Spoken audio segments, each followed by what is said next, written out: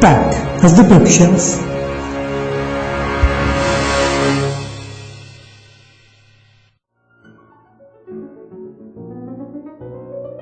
The Legend of Sir Dinar by Sir Arthur Quiller-Couch.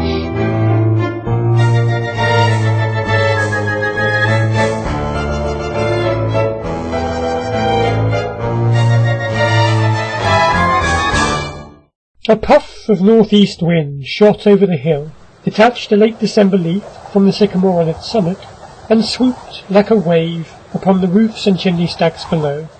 It caught the smoke midway in the chimneys, drove it back with showers of soot and wood ash, and set the townsmen sneezing, who lingered by their hearths to read the morning newspaper.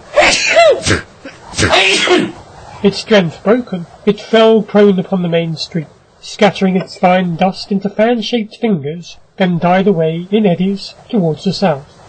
Among these eddies, the sycamore leaf danced and twirled, now running along the ground upon its edge, now whisked up to the level of the first-story windows. A nurse, holding up a 3-year-old child behind the pane, pointed after the leaf. "Look!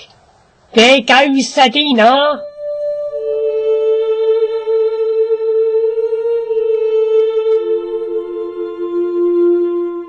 Sir Dinar was the youngest son and the comeliest of King Geraint, who had left Arthur's court for his own western castle of Dingerin, in Roseland, where poor Scardo now stands, and was buried, when his time came, over the Nair in his golden boat, with his silver oars beside him.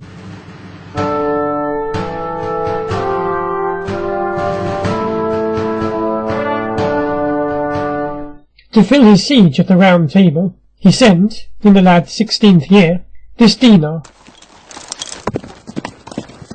who in 2 years was made knight by King Arthur, and in the 3rd was turned into an old man, before he had achieved a single deed of note.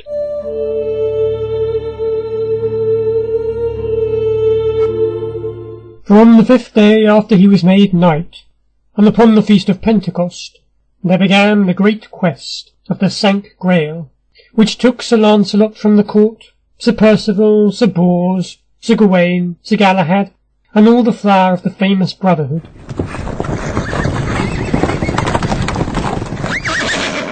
And because after their going, 'twas all sad cheer at Camelot, and heavy, empty days, Sir Dinar took 2 of his best friends aside, both young knights, Sir Gelholtim and Sir Osanna le Coeur Hardy, and spoke to them of riding from the court by stealth.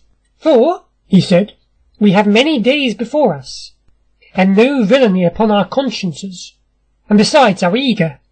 Who knows then, but we may achieve this adventure of the Holy Grail?"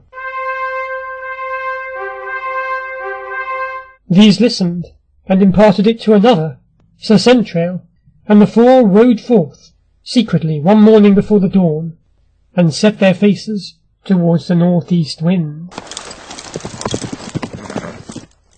The day of their departure was the next after Christmas, the same being the feast of St. Stephen, the martyr, and as they rode through a thick wood, it came into Sir Dinar's mind that upon this day it was right to kill any bird that flew, in remembrance that when St. Stephen had all but escaped from the soldiers who guarded him, a small bird had sung in their ears and awakened them. By this, the sky was growing white with the morning, but nothing yet clear to the sight, and while they pressed forward under the naked boughs, their horses' hoofs crackling the frosted undergrowth, Sir Dinar was aware of a bird's wing ruffling ahead, and let fly a bolt, without warning his companions, who had forgotten what morning it was, and drew rein for a moment.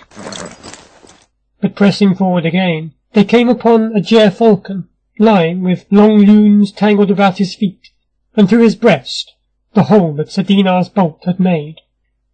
While they stooped over this bird, the sun rose and shone between the tree trunks, and lifting their heads, they saw a green glade before them, and in the midst of the glade 3 pavilions set, each of red sendal that shone in the morning.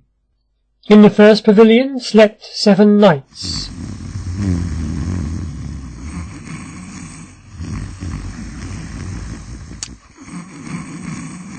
and in the second a score of damsels.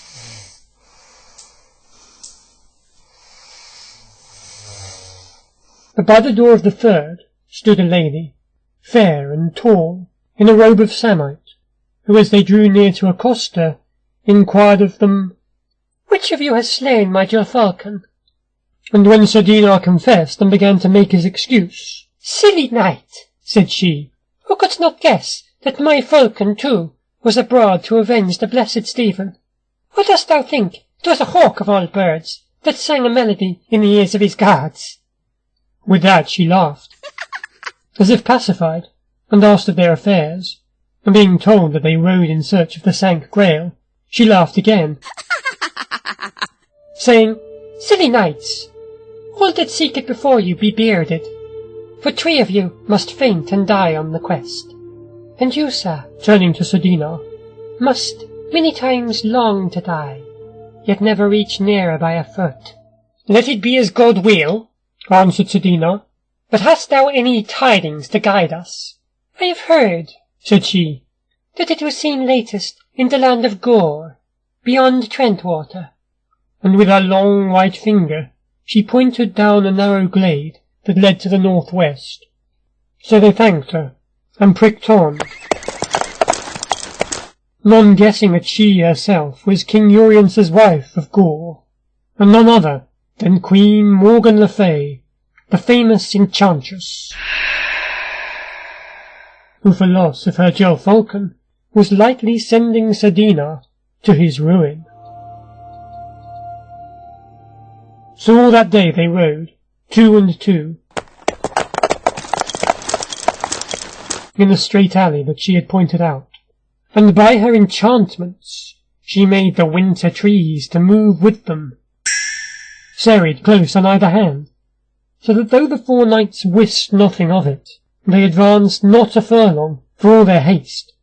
But towards nightfall there appeared, close ahead, a blaze of windows lit, and then the tall castle, with dim towers soaring up and shaking to the din of minstrelsy, and finding a great company about the doors, they lit down from their horses and stepped into the great hall, Sir Dinar leading them. For a while their eyes were dazed, seeing that sconces flared along the walls, and the place was full of knights and damsels brightly clad, and the floors shone. But while they were yet blinking, a band of maidens came, and unbuckled their arms, and cast a shining cloak upon each, which was hardly done when a lady came towards them out of the throng. And though she was truly the Queen Morgan le Fay, they knew her not at all, for by her necromancy she had altered her countenance. "Come dance," said she, "for in an instant the musicians will begin." The other 3 knights tarried a while, being weary with riding, but Sir Dinar stepped forward, and caught the hand of a damsel, and she, as she gave it, looked in his eyes and laughed. She was dressed all in scarlet, with scarlet shoes, and her hair lay on her shoulders, like waves of burnished gold. As Sir Dinar set his arm about her, with a crash, the merry music began, and floating out with him into the dance, her scarlet shoes twinkling, and her tossed hair shaking spices under his nostrils, she leaned back a little on his arm, and laughed again. Sir Galhaltin was leaning by the doorway, and he heard her laugh, and saw her feet twinkle like blood-red moths. And he called to Sir Dinar, but Sir Dinar heard only the brassy music, nor did any of the dancers turn their heads, though Sir Galhaltin called a second time, and more loudly. Then Sir Centrail and Sir Ozana also began to call, fearing they knew not what for their comrade. But the guests still drifted by as they were clouds, and Sir Dinar, with the red blood showing beneath the down on his cheeks, smiled always, and whirled with the woman upon his arm. By and by he began to pant, and would have rested, but she denied him. "For a moment only," he said, "because I have ridden far today." "But no," she said, and hung a little more heavily upon his arm, and still the music went on, and now, gazing upon her, he was frightened, for it seemed she was growing older under his eyes, with deep lines sinking into her face, and the flesh of her neck and bosom shrivelling up, so that the skin hung loose and gathered in wrinkles. And now he heard the voices of his companions calling about the door, and would have cast off the sorceress and run to them, but when he tried, his arm was welded around her waist, nor could he stay his feet. The three knights, now seeing the sweat upon his white face, and the looks he cast towards them, would have broken in and freed him, but they too were, by enchantment, held there in the doorway. So with their eyes starting, they must needs stay there and watch, and while they stood, the boards became as molten brass under Sir Dinar's feet, and the hag slowly withered in his embrace, and still the music played, and the other dancers cast him never a look, as he whirled round and round again. But at length, with never a stay in the music, his partner's feet trailed heavily, and bending forward, she shook her white locks clear of her gaunt eyes, and laughed a third time, bringing her lips close to his, and the poison of death was in her lips as she set them upon his mouth. With that kiss, there was a crash. The lights went out, and the music died away in a wail. And the three knights by the door were caught away suddenly and stunned by a great wind. Awaking, they found themselves lying in the glade where they had come upon the three red pavilions. Their horses were cropping at the turf beside them, and Sir Dinar's horse stood in sight a little way off. But Sir Dinar was already deep in the forest, twirling and spinning among the rotten leaves, and on his arm hung a corrupting corpse. For a whole day they sought him, and found him not, for he heard nothing of their shouts, and towards evening mounted and rode forward after the Sank Grail. On which quest they died, all three, each in his turn. But Sir Dinar remained, and twirled and skipped, till the body he held was a skeleton, and still he twirled, till it dropped away, piecemeal, and yet again, till it was but a stain of dust on his ragged sleeve. Before this, his hair was white, and his face wizened with age. But on a day, a knight in white armour came riding through the forest, leaning somewhat heavily on his saddle-bow, and was aware of an old, decrepit man that ran towards him, jigging and capering as if for gladness. He had caught him by the stirrup, and looked up with rheumy tears in his eyes. "In God's name, what art thou?" asked the knight. He too was past his youth, but his face shone with a marvellous glory. "I am young Sir Dinar, that was made a knight of the Round Table but 5 days before Pentecost. And I know thee, thou art Sir Galahad, who shouldst win the Sank Grail. Therefore, by Christ's power, rid me of this enchantment." "I have not won it yet," Sir Galahad answered, sighing. "Yet, poor comrade, I may do something for thee, but I cannot stay thy dancing." So he stretched out his hand, and touched Sir Dinar.